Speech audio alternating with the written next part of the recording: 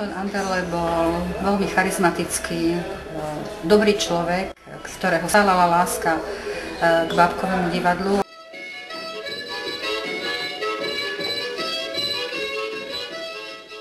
A s každou bábkou sa lúčil veľmi ťažko. Súvisí to s tým, že sme sa aj snažili, aj sa nám podarilo získať od neho z jeho zbierky pár bábok pre naše múzeum. Bolo skutočne úžasné sledovať, ako ťažko sa s nimi lúčil. Výstava v Slovenskom národnom múzeu približuje časť zbierky ľudových bábok Antona Anderleho z Banskej Bystrice. Je to doteraz najväčšia výstava, kde vystavujeme najväčšiu časť jeho zbierky. Vidíme tu vlastne hlavne bábky, scénické dekorácie, kulisy, prospekty, proscény a rekvizity pre bábky od autorov slovenských a českých od polovice 19. storočia do polovice 20. storočia.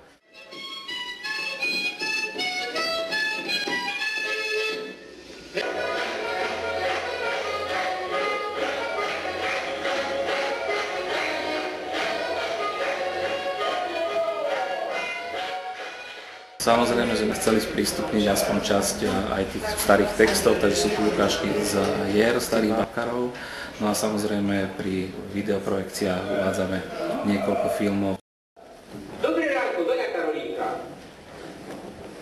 Dobré ráno, Jeho význam nebol veľký iba pre Slovensko. Jeho význam presiahol hranice Slovenska.